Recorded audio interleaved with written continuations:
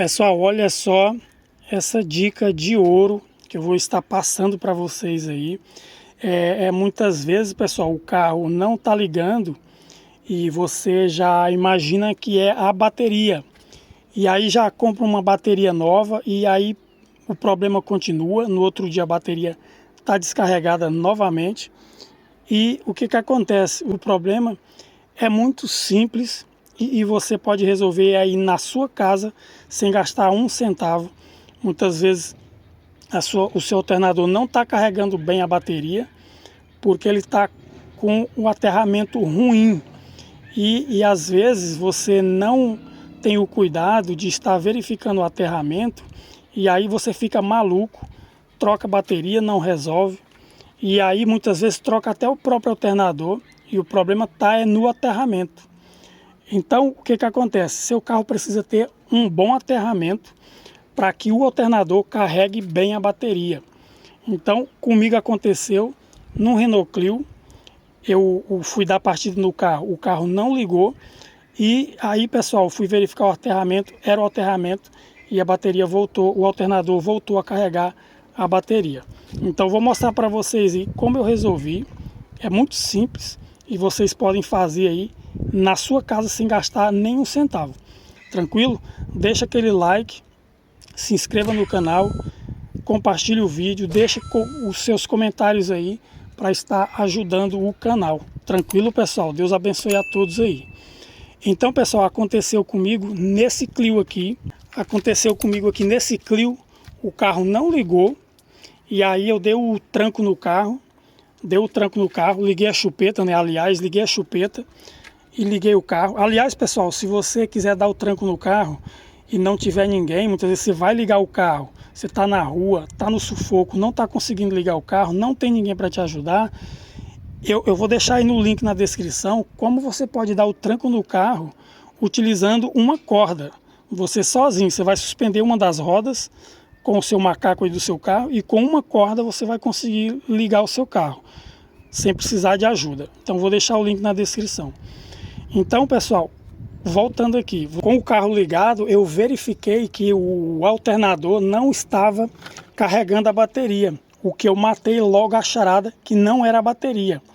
E aí, pessoal, o que eu fiz? Eu retirei aqui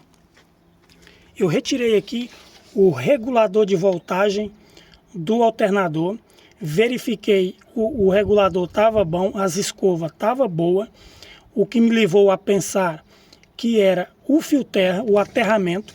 Retirei o aterramento, fiz uma boa limpeza, escovei bem aí os cabos, o cabo do aterramento e pasmem vocês, pessoal, o alternador voltou a carregar a bateria perfeitamente.